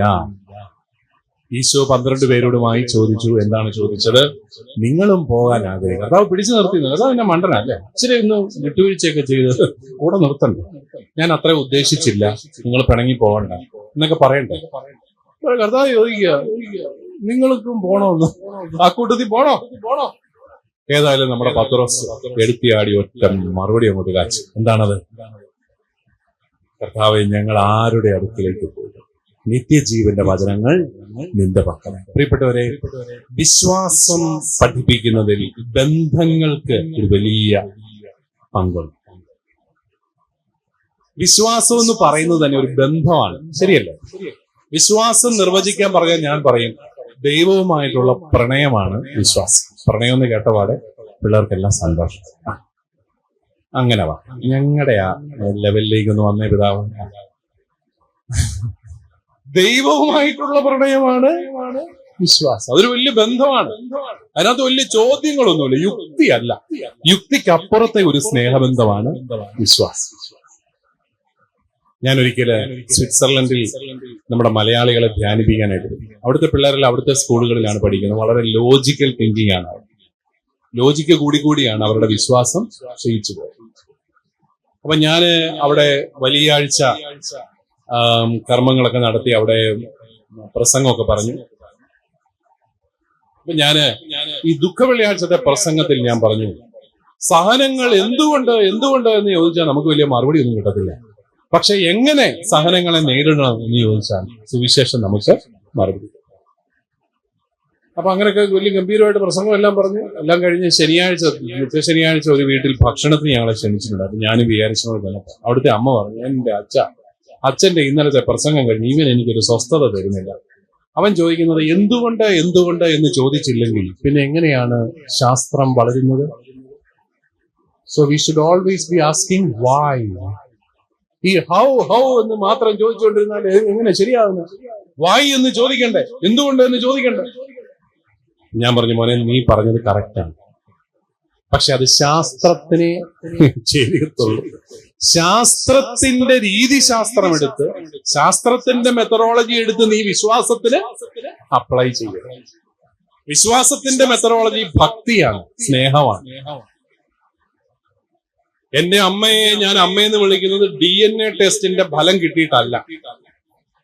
എന്റെ അമ്മയോട് ഒട്ടിച്ചേർന്ന ഒരു ജീവിതമായിരുന്നു എന്റെ അമ്മയെന്ന് വിളിക്കും. ഇപ്പോഴും അമ്മയുടെ അടുത്ത് പോയിരിക്കുമ്പോൾ എനിക്ക് ആ സുരക്ഷിതത്വമുണ്ട്. അതൊന്നും ലോജിക്കൽ അല്ല. ഇത് ഇങ്ങേരുടെ അമ്മയാണെന്ന് ആരാ പറഞ്ഞേ? അത് വലിയ ചോദ്യം. എന്റെ അമ്മയെ എന്റെ അപ്പനെയൊക്കെ ഞാൻ സ്വന്തമെന്ന് കരുതുന്നത് യുക്തിപരമായ എന്തെങ്കിലും പരിശോധന നടത്തിയിട്ടൊന്നുമല്ല, മറിച്ച് അതൊരു സ്നേഹത്തിന്റെ അനുഭവം. ഇത് തന്നെയാണ് പ്രിയപ്പെട്ടവരുടെ വിശ്വാസം. വിശ്വാസം എന്ന് പറയുന്നത് ദൈവവുമായി പ്രണയത്തിലാകുന്ന ഒരു അനുഭവം. അത് ഇഷ്ടത്തിൽ തുടങ്ങും, സ്നേഹത്തിലേക്ക് കടക്കും, പിന്നെ പ്രണയമായിട്ട് മാറും. ഒരു ദിവസം പ്രണയമായിട്ട് മാറും, അതൊരു സ്നേഹത്തിന്റെ ഉദാത്ത ഭാവമായിട്ട് മാറി നിലനിൽക്കുകയാണ്. അതാണ് വിശ്വാസം എന്ന് പറയുന്നത്. അതുകൊണ്ട് ഒരു ബന്ധമാണ് വിശ്വാസമെങ്കിൽ, ദൈവത്തിന് നമ്മളോടും നമുക്ക് ദൈവത്തോടുമുള്ള ആ സ്നേഹബന്ധമാണ് വിശ്വാസമെങ്കിൽ, ഒരു ബന്ധത്തിന്റെ പശ്ചാത്തലത്തിൽ മാത്രമേ ഈ വിശ്വാസത്തെ നമുക്ക് പകർന്നു കൊടുക്കാൻ പറ്റൂ. അതുകൊണ്ട് ഞാൻ പറയും, നമ്മളെല്ലാവരും നമ്മുടെ ലത്തീൻ ആരാധനാക്രമത്തിൽ ഉണ്ടെന്നാണ് എന്റെ ഒരു ചിന്ത. അബ്രാഹത്തിന്റെയും ഇസഹാക്കിന്റെയും യാക്കോബിന്റെയും ദൈവമേ എന്നുള്ളൊരു പ്രാർത്ഥന എല്ലാ ആരാധനാക്രമങ്ങളിലും ഉണ്ട്. പിതാക്കന്മാരുടെ ദൈവത്തെ വിളിച്ച് നമ്മൾ പ്രാർത്ഥിക്കുക. അതെന്തിനാ? അവരെ ചുമ്മാ നമ്മളൊന്ന് ഓർക്കുന്നതേ ഉള്ളോ? അല്ല, നമ്മൾ വിളിക്കുന്നത് പിതാക്കന്മാരുടെ ദൈവത്തെയാണ്. പിതാക്കന്മാരിൽ നിന്ന് പകർന്നു കിട്ടിയതാണ് നമ്മുടെ വിശ്വാസം. ആ ബന്ധത്തിലൂടെ, പിതാക്കന്മാരോടുള്ള ബന്ധത്തിലൂടെയാണ് നമുക്ക് പിതാക്കന്മാരുടെ ദൈവത്തെ കിട്ടിയത്. അത് തന്നെയാണ് പ്രിയപ്പെട്ടവരെ ഇന്ന് നമ്മുടെ വിശ്വാസ പരിശീലനത്തിൽ ഈ മോഡലാണ് നമ്മൾ ഉപയോഗിക്കേണ്ടത്. നമ്മുടെ കുഞ്ഞുങ്ങളോടൊരു നല്ല ബന്ധം നമ്മൾ രൂപീകരിച്ചത്. ഞാനിത് ഒരു സൺഡേ സ്കൂൾ അധ്യാപകരുടെ സെമിനാറിൽ നിന്ന് പറഞ്ഞപ്പോൾ ഒരു അധ്യാപകൻ പറയാം, അങ്ങനെയാണെങ്കിൽ ഈ പോർഷനൊക്കെ ഇച്ചിരി കുറയ്ക്കണം. എന്തിനാ? ബന്ധം സ്ഥാപിക്കാൻ സമയം വേണം. ഭയങ്കര പോർഷനും കൊണ്ട് തീരുന്നില്ല, പിന്നല്ലേ ബന്ധം സ്ഥാപിക്കും. ഓരോ മുട്ടായി കുട്ടിയും പറയുന്നു. ഞാൻ പറഞ്ഞു, എന്റെ സാറ് ക്ലാസ് എടുക്കുന്ന രീതി കണ്ടാൽ കുഞ്ഞുങ്ങൾക്ക് സാറിനോടൊരു അടുപ്പം തോന്നും. സാർ ഈ വായനയാണെങ്കിൽ വായനക്കാരൻ എന്ന് നമുക്ക് പറയാൻ പറ്റും. അതല്ലാതെ അതേസമയം സാർ ഈ പുസ്തകം ഒന്ന് നേരത്തെ ഒന്ന് വായിച്ച് സാറിന്റെ ജീവിതാനുഭവങ്ങളുമായിട്ട് അതിനെ ഒന്ന് കൂട്ടി യോജിപ്പിച്ച്, കുറെ വിശുദ്ധരുടെ ജീവിതത്തിൽ എങ്ങനെയാണ് ഇതൊക്കെ അവർ ജീവിച്ചതെന്നൊക്കെ ഒരു ഉദാഹരണങ്ങളൊക്കെ സംഘടിപ്പിച്ച് കുഞ്ഞുങ്ങൾക്കൊന്ന് പറഞ്ഞു കൊടുത്തേ. പിള്ളേരിങ്ങനെ കണ്ണുമിഴിച്ച് കേട്ടിരിക്കും. അവർക്ക് കഥകൾ വേണം, കുഞ്ഞുങ്ങൾക്ക് കഥകൾ വേണം. അത് ഏത് പ്രായത്തിലുള്ളവർക്കാണെങ്കിലും കഥ വേണം. ഇപ്പൊ ഞാൻ ഓരോ സംഭവമൊക്കെ പറയുമ്പോൾ നിങ്ങൾ എല്ലാവരും കേട്ടിരിക്കും. കാരണം നാരറ്റീവ്സിന്റെ ഒരു ശക്തി അതാണ്. നാരറ്റീവ്സ് നമ്മുടെ ടെക്സ്റ്റിനകത്ത് സംഭവം ഒന്നും കാണത്തില്ല. ഉടനെ നിങ്ങൾ പറയും ടെക്സ്റ്റ് പരിഷ്കരിക്കണം എന്നതാ, ഇതിനകത്തൊന്നും സംഭവം ഒന്നും ഇല്ല. സംഭവം ടെക്സ്റ്റിനകത്തല്ല ഉള്ളത്, ടെക്സ്റ്റിനകത്ത് കണ്ടന്റേ ഉള്ളൂ. പക്ഷെ അത് നിങ്ങളുടെ ജീവിതാനുഭവങ്ങളും നിങ്ങൾ ഈ വിശുദ്ധരുടെ ജീവിതമൊക്കെ വായിച്ച് അതിന് യുക്തമായ സംഭവങ്ങളുമായിട്ട് കൂട്ടിയിണക്കി കുഞ്ഞുങ്ങൾക്ക് പകർന്നു കൊടുക്കുമ്പോൾ പിള്ളേർക്ക് നിങ്ങളോടൊരു അടുപ്പം തോന്നും. ഈ ടീച്ചറിന്റെ ഭാഷ ഞങ്ങൾക്ക് മനസ്സിലാവും. അപ്പൊ അതിലൂടെ നമുക്ക് ഡിസിപ്ലിൻ വരും. എല്ലാവരും അച്ചടക്കമായിട്ട് ഇരുന്നോളൂ, എല്ലാവരും കേട്ടിരുന്നോളൂ. അതല്ലേ ഡിസിപ്ലിൻ. ചിലർ ആദ്യം ഡിസിപ്ലിൻ ഉണ്ടാക്കാൻ പോവാണ്. ഇരിക്കടാ, നിക്കടാ, അവിടെ നിക്കടാ. അവരുടെ ജീവിതവുമായിട്ട് അവരുടെ ഭാഷയിൽ നമ്മൾ ഈ വിശ്വാസ രഹസ്യങ്ങൾ പറഞ്ഞു കൊടുത്തു തുടങ്ങിയാൽ കുഞ്ഞുങ്ങൾ കേട്ടിരുന്നോളൂ. അതുകൊണ്ടാണ് പ്രിയപ്പെട്ടവരെ, ജീവിതം പങ്കുവെക്കാത്ത വിശ്വാസ പരിശീലനം ഫലരഹിതമാണ്. ജീവിതം പങ്കുവയ്ക്കാത്ത വിശ്വാസ പരിശീലനം ഫലരഹിതമാണ്. കുഞ്ഞുങ്ങളുടെ ചോദ്യമുണ്ട്, നിങ്ങളുടെ ജീവിതത്തിൽ ഈ ഈശോ എങ്ങനെയാണ് ജീവിക്കുന്നത്? നിങ്ങളിപ്പോ പറഞ്ഞില്ലേ സഹോദരനെ സ്നേഹിക്കണം, നിങ്ങളുടെ ജീവിതത്തിൽ ഇതെങ്ങനെയാണ് സംഭവിച്ചത്? നിങ്ങൾക്ക് കൊച്ചു കൊച്ചു സംഭവങ്ങൾ പറഞ്ഞു കൊടുക്കാം, വലിയ വലിയ കാര്യങ്ങളൊന്നും വേണ്ട. അങ്ങനെ ജീവിതാനുഭവങ്ങൾ പങ്കുവെച്ച് പഠിപ്പിക്കുമ്പോൾ അറിയാതെ ഡിസിപ്ലിനും ഉണ്ടായിക്കോളും, കുഞ്ഞുങ്ങൾക്ക് നിങ്ങളോടൊരു വലിയ ബന്ധം ഉണ്ടായിക്കോളും. എന്നിട്ടും ഇവന്മാർ കിടന്ന് ഉഴപ്പുമൊക്കെ ചെയ്യുന്നുണ്ടെങ്കിൽ ഇന്റർവെൽ ടൈമിൽ ഏത്തക്കാപ്പം കഴിക്കാൻ പോകാതെ അവന്റെ കൂടെ ഇച്ചിരി സമയം ഇരിക്കണം. ഇന്റർവെൽ ടൈമിൽ സ്റ്റാഫ് റൂമിലോട്ടൊരു ഓട്ടം ഉണ്ടല്ലോ, എന്തിനാ? അവിടെ വലിയ വലിയ പരിപാടികൾ. ആ ഒരു 5 മിനിറ്റ് അവന്റെ കൂടെ ഇച്ചിരി സമയം ഇരിക്കണം. മോനെ, നിന്റെ പശ്ചാത്തലം എന്നാന്നൊക്കെ ചോദിക്കാം. അവന്റെ അപ്പനാരാ, അമ്മയാരാ, അവന്റെ വീട്ടിലൊന്ന് ടീച്ചറിന് വരാൻ പറ്റുമോ? എന്നിട്ട് പോണം, ഒരു ദിവസം അവന്റെ വീട്ടിൽ പോകണം. അവന്റെ വീട്ടിൽ പോയി അവന്റെ അപ്പനെ അമ്മയെ അവന്റെ സാഹചര്യങ്ങൾ മനസ്സിലാക്കി കഴിയുമ്പോൾ നിങ്ങൾ കൈ കൂപ്പും അവന്റെ മുമ്പിൽ. എന്റെ മോനെ, നീ ഇങ്ങനെങ്കിലും ക്ലാസ്സിൽ വന്ന് ഇരിക്കുന്നുണ്ടല്ലോ, നന്ദി. ഇതിലും മോശമാകാതിരുന്നാൽ മതി, കുഴപ്പമില്ല നിങ്ങൾ പറയും. കാരണം ഒരുപക്ഷെ അത്ര മോശമായിരിക്കും അവന്റെ വീട്ടിലെ സാഹചര്യം. അവനോട് നിങ്ങൾക്ക് കരുണ തോന്നും. അതാണ് വേണ്ടത്. കരുണയാണ് നമുക്ക് കുഞ്ഞുങ്ങളോട് വേണ്ടത്. നമ്മുടെയൊക്കെ പിള്ളേർ എന്ത് ഏകാന്തമായ ചുറ്റുപാടുകളിലാണ് അല്ലെ ജീവിക്കുന്നത്. ഒന്നാമത് 1-2 മക്കളെ ഉള്ളൂ. അവരുടെ ഭാഷ സംസാരിക്കുന്നവരാരുമില്ല. ഒരു അമ്മ എന്നോട് പറഞ്ഞു, ഒരു ന്യൂജൻ മമ്മി എന്നോട് പറഞ്ഞു, എന്റെ കൊച്ചിനെ ഞാൻ 24 അവേഴ്സും എന്റെ കൂടെ തന്നെയാണ് വളർത്തുന്നത്, ഒരിടത്തോട്ടോ എന്റെ കൊച്ചിനെ വിടത്തില്ല. ഞാൻ പറഞ്ഞു, ആ കൊച്ചിന്റെ കഷ്ടകാലം വേറെ ഒരാളെയും മനസ്സിലാക്കാനോ പരിചയപ്പെടാനോ ഈ കൊച്ചിന് അവസരം കിട്ടത്തില്ല. ഭയങ്കര പൊസസീവ് അമ്മമാരുണ്ട്, ഭയങ്കര പൊസസീവ് അമ്മമാരോ. അമ്മായിയമ്മയെ കൊണ്ട് തൊടിയിക്കത്തില്ല, അമ്മായിയപ്പനെ തൊടിയിക്കത്തില്ല, കൊച്ചിനെ വെച്ച് വീട്ടുകാരോട് ദേഷ്യം തീർക്കുന്ന അമ്മമാര്, അങ്ങനെ പല ടൈപ്പ് കാറ്റഗറി ഉണ്ട്. ഇതിനകത്തൊക്കെ ആയിരിക്കും ഈ പാവം കൊച്ച് വ്യക്തിമായിട്ട് വളർന്നു വന്നത്, ആർക്കറിയാം. അപ്പോ ഈ കുഞ്ഞുങ്ങളുടെയൊക്കെ ലോകം വളരെ ഏകാന്തമാണ്. ഞാനിപ്പോഴും ഓർക്ക്, പണ്ടൊക്കെ ആണെങ്കിൽ ഒരു ക്രിക്കറ്റ് ടീമൊക്കെ ഉണ്ടാക്കാന്നൊക്കെ പറഞ്ഞാൽ എന്ത് എളുപ്പമായിരുന്നു. നമ്മുടെ വീട്ടിൽ തന്നെയുണ്ട് 7-8 എണ്ണമേ, അയലൊക്കത്തെ വീട്ടിലും ഉണ്ട് അതുപോലെ തന്നെ. പിന്നെ നമ്മുടെ അപ്പനും കൂടെ ഒന്ന് റെഡിയായാൽ അമ്പയറും റെഡി ഇല്ല. അപ്പൊ പിന്നെ ഒരു ടീമൊക്കെ വളരെ എളുപ്പമാണ്. എല്ലാവരും വേലിക്കലൊക്കെ തന്നെ ഉണ്ട്, വിളിച്ചാൽ മതി വരും. ഇപ്പൊ അങ്ങനെയാണോ? ഇപ്പൊ നിങ്ങളുടെ കൊച്ച് ക്രിക്കറ്റ് ബാറ്റുമായിട്ട് ഒരു ടീം ഉണ്ടാക്കാൻ നടക്കുന്ന ആ നടപ്പ് നിങ്ങൾ കണ്ടിട്ടുണ്ടോ?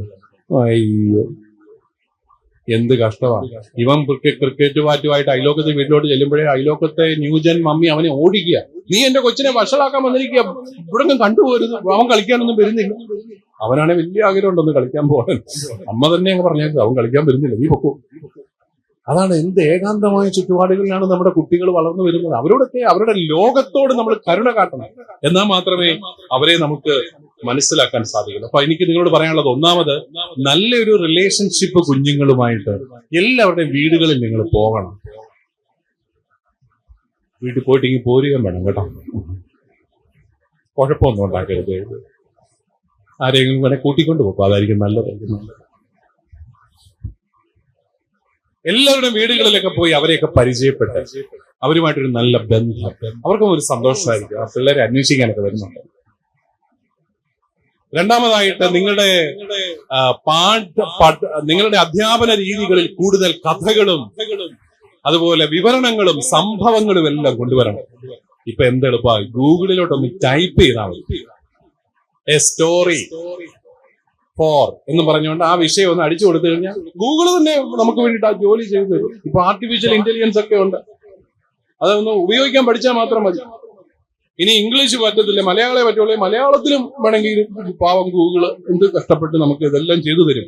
പക്ഷെ അതൊന്ന് ചോദിക്കണം, അതിനോട് ചോദിച്ചാലേ തരത്തില്ല. ഇപ്പൊ ഗൂഗിളിൽ എന്തേലും കാറ്റഗറിസത്തിന് പറ്റിയ എത്രമാത്രം വീഡിയോസ്, ഫിലിംസ്, ഇതെല്ലാം യൂട്യൂബിൽ കിടപ്പുണ്ട്. അതൊന്ന് ഡൗൺലോഡ് ചെയ്യും. യൂട്യൂബിൽ നമ്മൾ വേറെ വല്ല എന്തെല്ലാം കാര്യങ്ങളാണ് കാണുന്നത്. ഇതൊക്കെ ഒന്ന് തപ്പണം. തലേദിവസമേ ഒരു മണിക്കൂറെങ്കിലും ഒക്കെ ഒരുങ്ങണം സൺഡേ സ്കൂളിൽ പഠിപ്പിക്കാനായിട്ട്. അപ്പൊ നല്ല രീതിയിൽ വളരെ സജീവമായിട്ട് നമുക്ക് ഈ ക്ലാസ് കൊണ്ടുപോകാനായിട്ട് സാധിക്കും. ഇപ്പൊ നിങ്ങൾക്കറിയാം, നമ്മുടെയൊക്കെ സൺഡേ സ്കൂളിൽ ഇപ്പൊ ഒത്തിരി പിള്ളേരൊന്നും ഇല്ല അല്ലെ? നിങ്ങളുടെയൊക്കെ ഒത്തിരി പിള്ളേരൊക്കെ ഉണ്ടോ? പിള്ളേരെല്ലാം കുറഞ്ഞു വരികയല്ലോ. അതുങ്ങളെയൊക്കെ വട്ടം ചുറ്റി കാണിക്കാനായിട്ട് വലിയ സ്ക്രീനൊന്നും വേണ്ട. നിങ്ങളുടെ ആ കമ്പ്യൂട്ടർ തന്നെ ധാരാളം. കാരണം ഒരു ക്ലാസ്സിൽ 5 പേര് 10 പേരൊക്കെ ഉള്ളൂ. അവരെയൊക്കെ കാണിക്കാനായിട്ട് വലിയ സംവിധാനങ്ങളൊന്നും വേണ്ട നമുക്ക്. അതുകൊണ്ട് ആ ഒരു കാഴ്ചപ്പാടിൽ നമ്മുടെ ഈ അധ്യാപന രംഗത്തെ എല്ലാം ഒന്ന് ചിട്ടപ്പെടുത്താനായിട്ട് സാധിച്ചു കഴിഞ്ഞാൽ ഏറ്റവും പ്രധാനപ്പെട്ട ഒരു കാര്യമാണ്. അതുപോലെ തന്നെ നിങ്ങളുടെ സാമീപ്യം, ശാരീരികമായ സാമീപ്യവും എല്ലാം കുട്ടികൾക്ക് പ്രധാനപ്പെട്ടത്. എല്ലാ ദിവസവും ഒന്നും ദയവ് ചെയ്ത് ക്ലാസ് മാറരുത്. ഇപ്പൊ നിങ്ങള് കുട്ടികളുടെ ഒരു സ്വഭാവം എന്താണെന്നറിയോ, അവർ ഒരാളെ കണ്ട് അയാളുമായിട്ട് ഒരു ബന്ധം സ്ഥാപിക്കുക. ഒരു ടീച്ചർ, ഒരു ക്ലാസ്സിൽ 2ാം ക്ലാസ്സിലെ ടീച്ചർ എന്ന് പറഞ്ഞാൽ 2ാം ക്ലാസ്സിലെ കുഞ്ഞുങ്ങൾക്ക് ആ ടീച്ചറിനോടൊരു നല്ല ബന്ധമാണ്. 2ാം ക്ലാസ്സിൽ 2 ദിവസമേ ആ ടീച്ചറിനെ കണ്ടോളൂ, പിന്നെ വേറൊരു ടീച്ചർ അതിനെയും കാണുന്നില്ല, പിന്നെ വേറൊരാൾ വന്നു. ഇങ്ങനെ ഓരോ ദിവസവും ഓരോരുത്തർ, പ്രത്യേകിച്ച് കുഞ്ഞു ക്ലാസ്സുകളിൽ. ഞാൻ നിങ്ങളോട് പറയുന്നത് കൊച്ചു ക്ലാസ്സുകളിലാണ് സൺഡേ സ്കൂളിൽ ഏറ്റവും ശ്രദ്ധിക്കേണ്ടത്.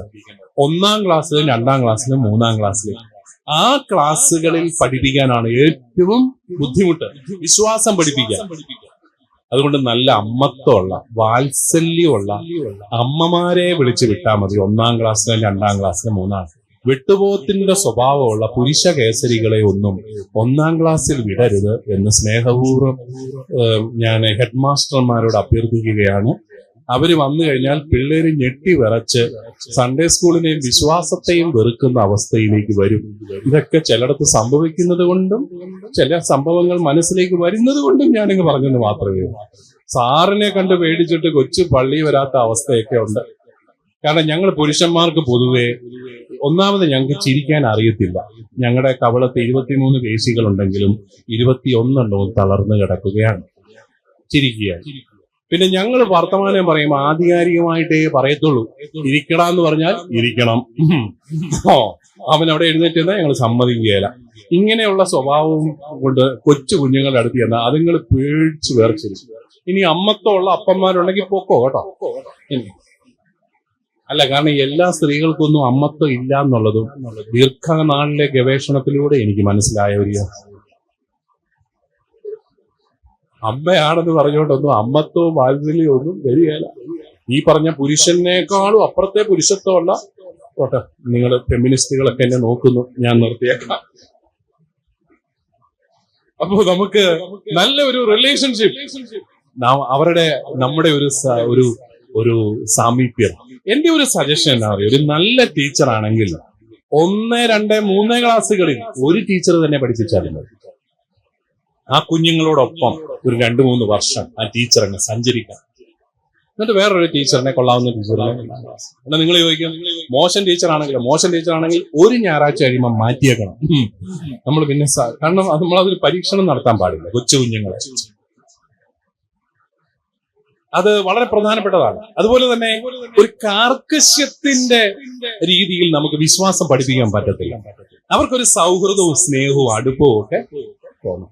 നിങ്ങൾ ഈ അധ്യാപകര്, നിങ്ങൾ ചിലപ്പോഴൊക്കെ നമ്മൾ ഈ ആൾക്കാർക്ക് എല്ലാവരെയും നിയന്ത്രിക്കുക എന്ന് പറയുന്നത് നമ്മുടെ എല്ലാവരുടെയും ഒരു പൊതു സ്വഭാവം. രണ്ടുപേരെയൊക്കെ ഒന്ന് നിയന്ത്രിച്ചാലേ ശരിയാവും. ഇങ്ങോട്ട് മാറി നിൽക്കുക, അങ്ങോട്ട് നിൽക്കുക, ഇതൊക്കെ നമുക്ക് ഭയങ്കര ഇഷ്ടമാണ്. ലൈൻ നിർത്തുക. ചിലരുടെ സ്പെഷ്യലൈസേഷൻ ലൈൻ നിർത്തലിലാണ്. ഇടയ്ക്കിടയ്ക്ക് കയറി വന്ന ഒരു ലൈൻ നിർത്തൽ പരിപാടി. അപ്പോ കുട്ടികൾക്ക് ഇത് പട്ടാള ക്യാമ്പായിട്ട് തോന്നരുത്. നിങ്ങൾക്കറിയാം, 2 സ്ഥലത്ത് നിശബ്ദതയുണ്ട്, 2 നല്ലതല്ല. ഒന്ന് പട്ടാള ക്യാമ്പിലാണ്, കാരണം പേടിയോ അവിടെ മിണ്ടാണ്. രണ്ടാമത്തേത് ശ്മശാനത്തിലാണ്, അവിടെ ജീവനില്ലാത്തതുകൊണ്ടാണ്. ഇത് രണ്ടും ആകരുത്. ഒരു കുടുംബാന്തരീക്ഷം, ഒരു കുടുംബത്തിലെ ഒരു ഹൃദ്യത നമ്മുടെ സൺഡേ സ്കൂളുകൾ കുഞ്ഞുങ്ങൾ ഇഷ്ടപ്പെടണം. പള്ളിയൊക്കെ ഇഷ്ടപ്പെടണം. പള്ളിയെ ഇഷ്ടപ്പെടാനായിട്ട് നിങ്ങൾ പള്ളിയെ ഒരു തിയേറ്റർ ആക്കുകയും നാടകശാലയാക്കുകയും അവിടെ ഡാൻസ് തുടങ്ങും, പള്ളിക്കകത്ത് ഡാൻസ് കളിക്കുകയും ഒന്നും വേണ്ട. പള്ളിയായിട്ട് തന്നെ നിൽക്കട്ടെ, അത് വിശുദ്ധമായ ആലയം. പക്ഷെ അവിടെ ഉള്ള മനുഷ്യർക്ക് കുറച്ചും കൂടെ ഹൃദ്യത.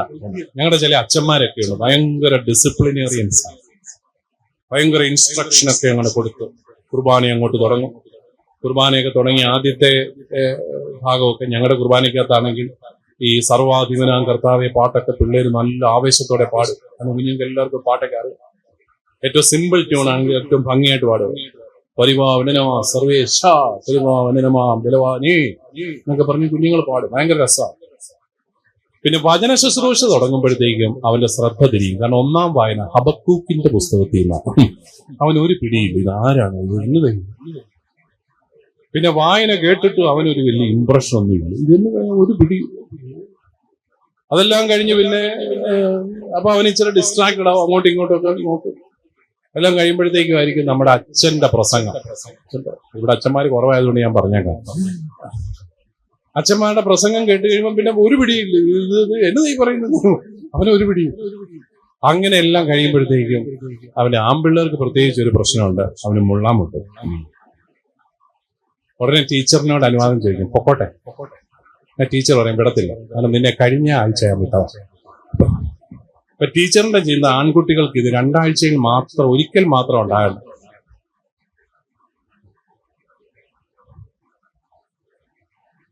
പിന്നെ അവൻ അവിടെ ഞെളിവിരി കൊണ്ട് അവിടെ ഒരു ഇരിപ്പാണ്. അയ്യോ, ഈ കുർബാനയൊന്ന് തീരണേ മാതാവേ എന്നുള്ള ഒരേ ഒരു പ്രാർത്ഥനയെ അവനുള്ളൂ. അവസാനം പിന്നെ അവന് ഈ കുർബാന സ്വീകരണത്തിന് സമയമൊക്കെ ആകുമ്പോൾ അവൻ കുറച്ചുകൂടെ സന്തോഷമാകും. ചേച്ചിമാരും ചേട്ടന്മാരും ഒക്കെ വരുന്നു, അതൊക്കെ കണ്ടോണ്ടൊക്കെ ഇരിക്കും. അത് കഴിയുമ്പോൾ വീണ്ടും ഈ പ്രശ്നമുണ്ടേ അവിടെ. അപ്പൊ കുർബാന ഒരു തരത്തിൽ തീർന്നു കഴിയുമ്പോഴത്തേക്കും അവൻ ആശ്വാസമായി, പൊക്കോട്ടെ. ടീച്ചറിനോട് ചോദിക്കും, പൊക്കോട്ടെ, പോകാൻ പാടില്ല, അവിടെ ഇരിക്കും. അപ്പോഴാണ് നമ്മുടെ ഹെഡ് മാസ്റ്റർ പകുതി പൗരോഹിത്യം കിട്ടിയ സന്തോഷത്തോടെ ഓടി വന്ന് മൈക്ക് കൈക്കലാക്കി പുള്ളിയുടെ വക ഒരു ഇൻസ്ട്രക്ഷൻ അങ്ങോട്ട് തുടങ്ങി. പുള്ളി 13 ഇനങ്ങളുമായിട്ടാണ് വന്നിരിക്കുന്നത്. കുട്ടികളെ കണ്ടപ്പോ 3 ഇനങ്ങളും കൂടെ തോന്നിച്ചു കർത്താവ്. അങ്ങനെ 16 ഇനങ്ങൾ തീരുന്നില്ല. അവനെങ്ങനെ ഒരു തരത്തിൽ ഈ സാറിനെ കരുണയോടുകൂടി അവൻ നോക്കിയാണ് കർത്താവ്. അതെല്ലാം കഴിയുമ്പോഴത്തേക്കും പിന്നെ പ്രതിജ്ഞ എടുക്കണം. പ്രതിജ്ഞ വിശ്വാസ പ്രമാണം ചൊല്ലിയതാ. പിന്നെ എന്നാ പ്രതിജ്ഞ ഇതിൽ കൂടെ ഇനി എടുക്കാറുള്ളൂ. എന്നാലും നമ്മൾ ചൊല്ലിക്കും. കാരണം ഈ സർക്കാർ സ്കൂളിൽ പണ്ടെങ്ങാണ്ട് അസംബ്ലി ഇതുണ്ടായിരുന്നു, അവരത് നിർത്തി പണ്ടേ. നമ്മളിപ്പോഴും അത് തുടരുക. അപ്പോ കൈയെല്ലാം ഇപ്പൊ നിങ്ങൾ ഈ കുഞ്ഞുങ്ങളെ നോക്കണം. പിള്ളേർക്ക് ആദ്യം പ്രതിജ്ഞയുടെ 2-3 സെന്റൻസ് ഒക്കെ അവൻ കൈ നേരെ വെക്കും, പിന്നെ അവൻ കൈക്ക് ഒരു താങ്ങ് കൊടുത്താതിരിക്കും. കൊച്ചു പിള്ളേരെ നോക്കിയാൽ മതി, അവർക്ക് ആ പള്ളിയോടുള്ള ഇംപ്രഷൻ അവർക്ക് കിട്ടും. അതെല്ലാം കഴിഞ്ഞ് അവൻ നോക്കുമ്പോഴത്തേക്കും താണ്ട് ഇത്രയും നേരവും പ്രസംഗവും പറഞ്ഞ് കുർബാനയും ചൊല്ലി ഇൻസ്ട്രക്ഷൻ തന്നെ അച്ഛൻ അകത്തുപോയി സോഡ നാരങ്ങായും കുടിച്ച് വർദ്ധിത വീര്യത്തോടെ വീണ്ടും വന്നിരിക്കുകയാണ്. എന്തിനാണ്? പിന്നെയും ഇൻസ്ട്രക്ഷൻ. ഇതെല്ലാം കഴിഞ്ഞ് അവൻ ടീച്ചറിനോട് ചോദിക്കും, പൊക്കോട്ടെ. പാടില്ല, അച്ഛൻ പറയും എപ്പോഴാ പോകുന്നത്. 1 എയും 2 ബിയും 3 സിയും ആണ് പോകുന്നത്. പാവത്താൻ 1 ബിയിലായിപ്പോയി. അവസാനം അവൻ പള്ളിക്കകത്തു നിന്ന് ടോയ്ലറ്റിലേക്ക് ഓടുമ്പോൾ അവന്റെ മനസ്സിലുള്ള ഭാവം എന്തായിരിക്കും? പള്ളിയിൽ നിന്ന് ഇറങ്ങി പോകുമ്പോഴേ അവൻ ആശ്വാസം. പള്ളിക്കകത്ത് ഒരു ഹൃദ്യതയില്ല. ഞാനിതൊരു സൺഡേ സ്കൂളിൽ ചെന്ന് പറയുമ്പോൾ ടീച്ചർമാർ പറഞ്ഞു, പിതാവേ, ഞങ്ങളുടെ സൺഡേ സ്കൂളിൽ 1 മുതൽ 3 വരെ പിള്ളേരെ, പഴയ പള്ളിക്ക് സൈഡിലൊക്കെ സ്ഥലം, ഞങ്ങൾ അതുങ്ങളെ കൊണ്ടുപോയി സൈഡിലായിരിക്കും. അതിനാ ഇടയ്ക്കിടയ്ക്ക് ഈ ജാതി കാര്യങ്ങൾക്കൊക്കെ പോയിട്ട് വരാം. ചിലർ അമ്മമാരുടെ കൂടെ ഇരുത്തിയേക്കുക 1, 2, 3 ക്ലാസ്സിലെ പിള്ളേർ. അമ്മമാരിപ്പോ പള്ളി വരണം കേട്ടോ, ഒന്നും തന്നെ നടക്കത്തുള്ളൂ. ഭയങ്കര സൈലന്റ് ആണ്, വളരെ ഡിസിപ്ലിൻഡ് ആണ്. അമ്മയുടെ കൂടെ, അമ്മയുടെ സാന്നിധ്യവും കൊച്ചിന്റെ സാന്നിധ്യവും അല്ലെ, അത് വളരെ ഒരു പ്രത്യേകതയുള്ളതാണ്. അപ്പോ നമ്മള് കാർക്കശ്യത്തിന്റെ രൂപത്തിൽ നമുക്ക് വിശ്വാസം പഠിപ്പിക്കാൻ പറ്റുക എന്നും പറഞ്ഞുകൊണ്ട് വിശ്വാസ പരിശീലനത്തെ നമ്മൾ എന്റർടൈൻമെന്റും ആക്കും. ചിലടത്ത് എന്നാ ഡാൻസോട് ഡാൻസ്, എന്നതാ മുക്കാബല. സൺഡേ സ്കൂളിന്റെ ഇടയിൽ ഇവൻ മുക്കാബല പാടിയ, അത് പഴയ പാട്ടാണ്, അതെനിക്ക് അറിയത്തുള്ളൂ, അതുകൊണ്ട് ഇപ്പോഴത്തെ ഒന്നും അറിയത്തില്ല. അത് പാടിയ ഇവൻ എന്ത് വിശ്വാസമാണ് കിട്ടുന്നത്? ഒരു വിശ്വാസം കിട്ടത്തില്ല. എന്നാ അതാണ്, അത് ചുമ്മാ എന്റർടൈൻമെന്റ് ആക്കി. ഇതിന് രണ്ടിന്റെ ഇടയ്ക്കുമാണ് സംഭവം. ഹൃദ്യതയോടെ നിങ്ങൾക്കൊരു അപ്പന്റെ അമ്മയുടെ മനസ്സ്, ആ മനസ്സോടെ കുഞ്ഞുങ്ങളെ സ്വീകരിച്ച് നിങ്ങളുടെ ജീവിതത്തിൽ ഇത്രയും നാൾ ദൈവം നിങ്ങളെ എങ്ങനെ വഴി നടത്തിയെന്ന് മാത്രം ആ കുഞ്ഞുങ്ങളോട് പറഞ്ഞു കൊടുത്താൽ മതി. ആ പാഠഭാഗങ്ങളുടെ അടിസ്ഥാനത്തിൽ കുഞ്ഞുങ്ങൾക്ക് നല്ല ഒരു വിശ്വാസ അനുഭവം അവർക്ക് കിട്ടും. നിങ്ങൾ എപ്പോഴും ഓർക്കണം, വിശ്വാസം ഒരു ബന്ധമാണ്. ഒരു ബന്ധം മറ്റൊരു ബന്ധത്തിന്റെ പശ്ചാത്തലത്തിൽ മാത്രമേ നമുക്ക് പഠിപ്പിക്കാൻ സാധിക്കത്തുള്ളൂ. അത് പകർന്നു കൊടുക്കാൻ മാത്രമേ സാധിക്കത്തുള്ളൂ. തത്വങ്ങൾ പഠിപ്പിക്കുക എന്നുള്ളതിനേക്കാളും വിശ്വാസം നമ്മൾ പകർന്നു കൊടുക്കുന്നു. എന്റെ ജീവിതത്തിൽ എന്റെ ദൈവം എന്നെ വഴി നടത്തിയ വഴികൾ, അത് വലിയ മാലാഖ വന്ന് എനിക്ക് സ്വപ്നത്തിൽ പ്രത്യക്ഷപ്പെട്ടിട്ടൊന്നുമില്ല, എനിക്ക് ദർശനവും ഉണ്ടായിട്ടില്ല, ഒന്നുമില്ല. എന്റെ ഒരു സാധാരണ ജീവിതമാണ്.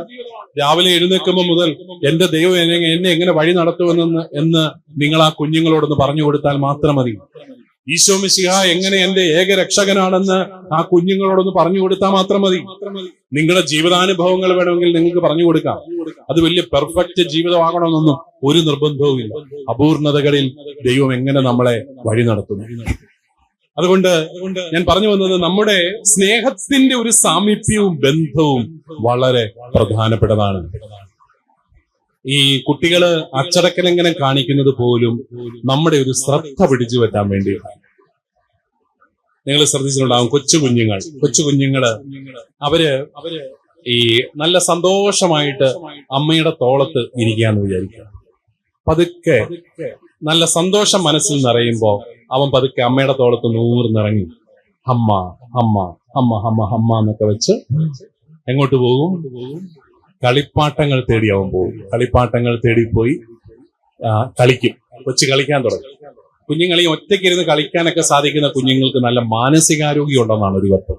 കാരണം അവൻ ഒറ്റയ്ക്കിരുന്ന് പല കാര്യങ്ങളും ചെയ്യാൻ ഉള്ള കപ്പാസിറ്റി ഉണ്ട്. സർവ്വനേരം മമ്മി മമ്മി മമ്മി എന്ന് പറഞ്ഞുകൊണ്ട് പിന്നെ ചാരിയെ പിടിച്ച് നടക്കുന്ന കുഞ്ഞുങ്ങൾക്ക് സെക്യൂരിറ്റിയുടെ കുറവുണ്ടെന്ന് ചുരുക്കം.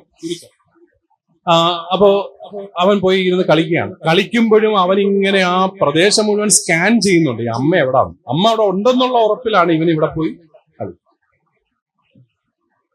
ഇനിയും കൊച്ചു കുഞ്ഞുങ്ങൾ നമ്മുടെ ശ്രദ്ധ ആകർഷിക്കുന്നത് പല രീതിയിലാണ്. അമ്മയുടെ ശ്രദ്ധ ആകർഷിക്കുന്നത് എങ്ങനെയായിരിക്കും? ശ്രദ്ധ ആകർഷിക്കുക നിങ്ങൾ എന്നാ പറയും? കരയും അല്ലെ? ലോകത്തെവിടെ ചെന്ന് ചോദിച്ചാൽ കരച്ചിൽ ഒരു നെഗറ്റീവ് ബിഹേവിയർ ആണോ പോസിറ്റീവ് ബിഹേവിയർ ആണോ? Negative behaviour. നിങ്ങളിപ്പോ സൺഡേ സ്കൂൾ അധ്യാപകരായതിന്റെ പോസിറ്റീവ് എന്നൊക്കെ പറഞ്ഞേക്കും. അതുകൊണ്ടാണ് ഞാൻ നേരത്തെ പറഞ്ഞത് ഇത് നെഗറ്റീവാണ്. കരച്ചിൽ ആ സച്ച് നെഗറ്റീവ് ബിഹേവിയർ ആണ്. കരഞ്ഞിട്ട് അമ്മ മൈൻഡ് ചെയ്യുന്നില്ല. കുറച്ചു നേരം കഴിയുമ്പോൾ അവൻ ചിരിച്ചൊക്കെ കാണിക്കും. അവനെ എടുത്തുകൊണ്ട് നടക്കണം. അപ്പോ തേൻ ഒലിപ്പിച്ച് ചിരിക്കും, കൊതിപ്പിക്കും നമ്മൾ, വാ എന്നെ എടുക്കും. പിന്നെ അമ്മയുടെ പിന്നെ പിന്നാലെ ശബ്ദമൊക്കെ ഉണ്ടാക്കിയൊക്കെ നിൽക്കി വെച്ച് എടുക്കാം. എന്നിട്ടും അമ്മ മൈൻഡ് ചെയ്തു. സഹി കെട്ട് കഴിയുമ്പോൾ അവൻ എന്നെ എടുക്കും. അമ്മ വലിയ കാര്യത്തിൽ മേടിച്ചുകൊണ്ട് വന്ന ഫ്ലവർ വാസ് ആണ്ട് തട്ടി താഴോട്ടാണ്. ഉടനെ അമ്മമാർ ഓടി വന്ന് എന്നെ എടുക്കും, കൊച്ചിനെ എടുക്കും. അല്ലാതെ പൊട്ടിയത് പെറുക്കാൻ പോവോ ഇല്ല. നല്ല അമ്മമാർ ആദ്യം കൊച്ചിനെ എടുക്കും.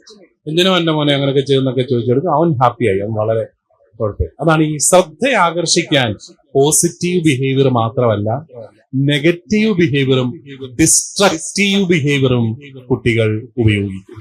നമ്മുടെ പിള്ളേര് വെള്ളമടിക്കുകയും മയക്കുമരുന്നിന് അടിപ്പെടുകയൊക്കെ ചെയ്യുമ്പോൾ അതൊരു ഡിസ്ട്രക്റ്റീവ് ബിഹേവിയർ ആണ്.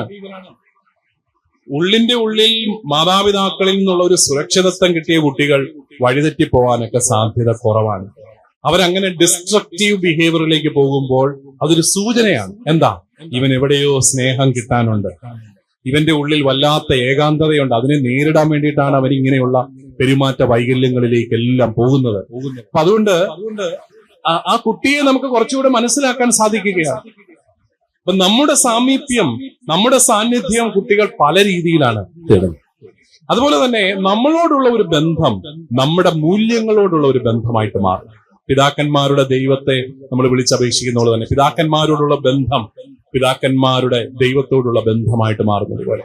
പണ്ടൊരിക്കല് നമ്മുടെ ഇന്ത്യയിലെ വളരെ പ്രശസ്തമായ ഒരു ഇൻസ്റ്റിറ്റ്യൂട്ടിൽ പഠിക്കുന്ന ഒരു പയ്യൻ, അവന്റെ പെൺകുട്ടി, അവൾ എന്നെ ഒരു ദിവസം വിളിച്ച്, ഞാനിന്ന് അവിടെ ഇൻസ്റ്റിറ്റ്യൂട്ടിൽ ജോലി ചെയ്യുന്ന സമയത്താണ്. അവൻ എന്നെ വിളിച്ചിട്ട് പറഞ്ഞു, അച്ഛാ ഒന്ന് സഹായിക്കണം.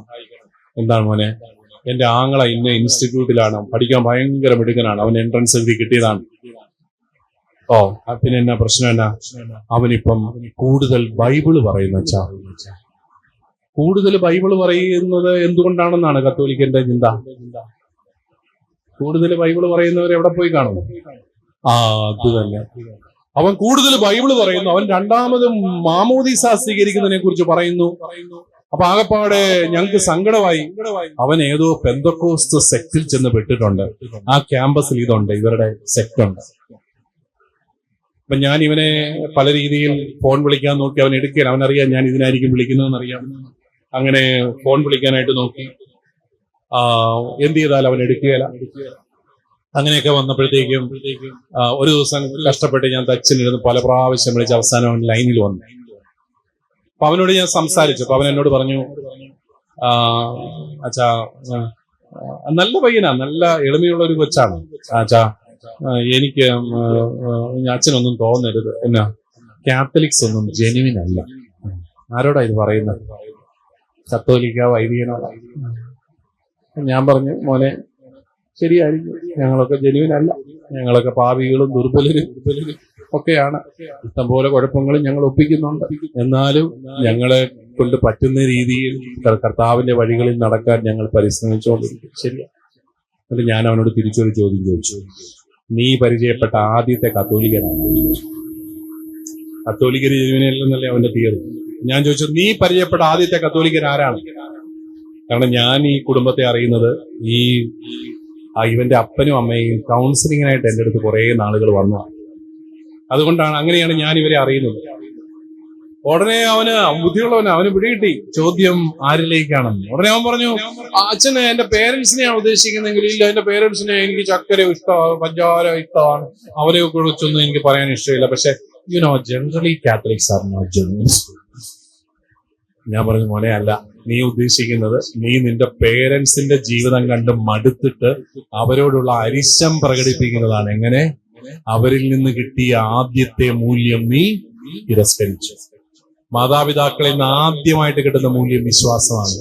അവരോടുള്ള ദേഷ്യവും അരിശവും മക്കള് തീർക്കുകയാണ്. എങ്ങനെ? പള്ളി വരാതിരിക്കുക, വിശ്വാസം മാറുക, വിശ്വാസത്തിൽ നിന്ന് പോവുക. നമ്മുടെയൊക്കെ പല പിള്ളേരുടെയും ക്രൈസിസ് തന്നെ. അപ്പൻ ബാഡ്ജും കുത്തി സർവ്വനേരവും പള്ളിയില, അമ്മ എവിടെ പന്തൽ കെട്ടിയാലും പ്രൈസ് ദി ലോർഡ് എന്ന് പറഞ്ഞിട്ട് അവിടെ ഉണ്ട്. ഈ അടുത്ത നാളിലാണ് ഈ പന്തലും മുസ്ലിം ലീഗിന്റെ സംസ്ഥാന സമ്മേളനമാണ്, പ്രൈസ് ദി ലോർഡിന്റെ പന്തൽ അപ്പുറത്താണെന്ന് പറഞ്ഞ് എഴുന്നേപ്പിച്ചു വിട്ടത്. പന്തൽ കണ്ടോ അമ്മ പ്രൈസ് ദി ലോർഡ് പറയും. അതാണ് അമ്മയ്ക്ക് പന്തലിന്റെ ആത്മീയതയാണ്. അപ്പോ പന്തല് കണ്ടാ പ്രാർത്ഥിക്കുന്ന അമ്മയും സർവ്വനേരവും ബാഡ്ജും കുത്തി പള്ളിയിലുള്ള അപ്പനും വീട്ടിൽ വന്നാൽ ഇന്ത്യയും പാകിസ്ഥാനും നേരിട്ടുള്ള യുദ്ധം, ശീതസമരം എന്ന് തുടങ്ങി നുഴഞ്ഞു കയറ്റം എന്ന് തുടങ്ങി പല പ്രശ്നങ്ങൾ വീട്ടിൽ. പിള്ളേർക്ക് ഇത് മനസ്സിലാകത്തില്ല. അവർ ആ അരിശം പ്രകടിപ്പിക്കുന്നത് അവരിൽ നിന്ന് കിട്ടുന്ന അവരുടെ മൂല്യങ്ങളോടുള്ള അരിശമാണ്. എന്ന് പറയുന്ന പോലെ മാതാപിതാക്കളോടുള്ള ബന്ധം, മാതാപിതാക്കളുടെ മൂല്യങ്ങളോട് കുഞ്ഞുങ്ങൾ കാണിക്കുന്നു പറയുന്ന പോലെ നിങ്ങളോടുള്ള ബന്ധം, നിങ്ങളോടുള്ള അടുപ്പം, നിങ്ങൾ പഠിപ്പിക്കുന്ന വിശ്വാസത്തോടുള്ള അടുപ്പമായിട്ട് മാറും. അപ്പൊ അതുകൊണ്ട് പ്രിയപ്പെട്ടവരെ, നല്ല ഒരു ബന്ധത്തിന്റെ പശ്ചാത്തലത്തിൽ ഈ വിശ്വാസ പരിശീലനത്തെ പകർന്നു കൊടുക്കാനായിട്ട് നിങ്ങൾക്ക് സാധിക്കണം. വിശ്വാസ പരിശീലന പരിപാടി പിള്ളേരുകളിയാക്കരുത്. പിള്ളേരുകളി വാട്സപ്പ് ഗ്രൂപ്പ്, അങ്ങോട്ടും ഇങ്ങോട്ടും, നമുക്ക് എവിടെ പോകേണ്ടത്, ടീച്ചർമാരുടെ കൂട്ടായ്മ, പിക്കനി, അതായി ഇതായി. അതല്ല, നമ്മൾ ശരിക്കും പ്രാർത്ഥിക്കണം, ഒരുങ്ങണം, ഉപവാസം എടുത്ത് പ്രാർത്ഥിക്കണം, ആ അനുഭവങ്ങൾ പങ്കുവയ്ക്കണം. അങ്ങനെ നമുക്ക് വിശ്വാസത്തിന്റെ അനുഭവത്തില് നമ്മുടെ കുഞ്ഞുങ്ങളെല്ലാം കൊണ്ടുവരാനായിട്ട് സാധിക്കും. വിശ്വാസത്തിൽ വളരാനും നമുക്ക് ഏറ്റവും അത്യാവശ്യമായിട്ടുള്ളത് ഉപവാസവും പ്രാർത്ഥനയും തീർത്ഥാടനങ്ങളും ഒക്കെയാണ് വിശ്വാസത്തിൽ വളരാൻ. പള്ളി വന്നാൽ മാത്രം വിശ്വാസം വളരില്ല, ത്യാഗം എടുക്കണം. അതുകൊണ്ട് തന്നെ ഉപവാസത്തെ പ്രോത്സാഹിപ്പിക്കണം. വെള്ളിയാഴ്ച മാംസവർജനമൊക്കെ നിങ്ങൾ കളഞ്ഞു അല്ലേ? ഞങ്ങളൊക്കെ ഇപ്പോഴും പാവങ്ങള് അതൊക്കെ നിങ്ങൾ നോക്കുന്നില്ലെന്നും പറഞ്ഞുകൊണ്ട് ഞങ്ങളുടെ ആൾക്കാർ ഞങ്ങളോട് ഇടയ്ക്ക് ചോദിക്കും, ഇവിടെ എന്നാ കുഴപ്പം, അവിടെ ഒരു കുഴപ്പമില്ലല്ലോ എന്നൊക്കെ പറയും. വെള്ളിയാഴ്ച മാംസവർജനം പണ്ട് നമുക്ക് എല്ലാവർക്കും ഉണ്ടായിരുന്നു. അതൊക്കെ ഒരു പരിത്യാഗമാണ്. പരിത്യാഗമില്ലാത്ത വിശ്വാസ ജീവിതം കഴമ്പില്ലാത്ത വിശ്വാസമായിട്ടുള്ള. അതുകൊണ്ട് തീർത്ഥാടനങ്ങൾ നടന്ന് തീർത്ഥാടന കേന്ദ്രങ്ങളിലേക്ക് പോവുക, ഉപവാസം അനുഷ്ഠിക്കുക, മാസത്തിലൊരിക്കൽ ഇങ്ങനെയുള്ള നിഷ്ഠകൾ. രാവിലെ എഴുന്നേൽക്കുക, കുരിശ് വരച്ചുകൊണ്ട് എഴുന്നേൽക്കുക, എവിടെ അതുപോലെ വൈകുന്നേരം കുരിശ് വരയ്ക്കുക, സ്തുതിയില്ല. ഇതെല്ലാം വിശ്വാസം വളർത്താൻ സഹായിക്കും. ഏതായാലും ഇനിയും ഞാൻ നിങ്ങളോട് സംസാരിച്ചാൽ ചിലപ്പോൾ നിങ്ങളുടെ ഉള്ള വിശ്വാസം കൂടെ പോകാൻ സാധ്യതയുള്ളത് കൊണ്ട് എനിക്ക് തന്നിരിക്കുന്ന സമയം തീർന്നതുകൊണ്ട് ഞാൻ അവസാനിപ്പിക്കുകയാണ്. നിങ്ങൾക്ക് എല്ലാവർക്കും ഞാൻ നന്ദി പറയുന്നു. നിങ്ങളെല്ലാവരും ഞാൻ സമ്മതിച്ചിരിക്കുന്നു. നിങ്ങൾ ഇത്രയും ശ്രദ്ധയോടുകൂടി അനങ്ങാതെ ഇരുന്നു അല്ലേ? അതിന് കൈയടിക്കും, നല്ല കാര്യങ്ങളൊക്കെ പറഞ്ഞിട്ട്. ഇത്രയും നല്ല അധ്യാപകരുള്ള ഈ അതിരൂപത എനിക്ക് അഭിയോന്യ കളത്തിപ്പറമ്പ് പിതാവിനോട് അസൂയ തോന്നുന്നുണ്ട് കേട്ടോ. എന്നോ നല്ല അധ്യാപകരാണ് നിങ്ങള്. നല്ല സാരിയൊക്കെ ഉടുത്താ വന്നിരിക്കുന്നു. അത് ഉടുക്കാൻ വേണ്ടിയിട്ട് തന്നെയാണോ ഇന്ന് വന്നതെന്നും എനിക്കൊരു സംശയമുണ്ട്. അപ്പൊ അതുകൊണ്ട് നല്ല കൂട്ടായ്മ, നല്ല ഒരു കൂട്ടായ്മ. അവിടെയും ഈ ഹോളിന് പുറത്തും ഇത്രയും തന്നെ ആൾക്കാർ ഇരിപ്പുണ്ട്. എല്ലാവരെയും ദൈവം അനുഗ്രഹിക്കട്ടെ. നമ്മുടെ സഭയുടെ നന്മകളെ കുറിച്ച് ആഘോഷിക്കുന്ന ഒരു സമൂഹമായിട്ട് മാറട്ടെ. സഭയിലെ പ്രശ്നങ്ങളെല്ലാം തീർന്നിട്ട് വിശ്വസിക്കാൻ ആരും കാത്തിരിക്കേണ്ട. മനുഷ്യനുള്ളിടത്തോളം കാലം പ്രശ്നങ്ങളും ഉണ്ടാവും. പക്ഷെ നമ്മൾ കുരിശിന്റെ മാർഗത്തിലൂടെ ഉറപ്പോടുകൂടി പോവുക, വിശ്വാസത്തിന്റെ നല്ല ഫലങ്ങൾ എല്ലാവർക്കും പകർന്നു കൊടുക്കുക. അഭിമാനത്തോടെ വിശ്വാസ ജീവിതം നയിക്കാൻ നമ്മുടെ മക്കളെ പ്രാപ്തരാക്കുക. അതാണ് നമുക്ക് ചെയ്യാനുള്ളത്. എന്നെ ക്ഷണിച്ച എല്ലാവർക്കും പ്രത്യേകമായിട്ട് നന്ദി പറയുന്നു. ദൈവം നിങ്ങളെല്ലാവരെയും സമൃദ്ധമായി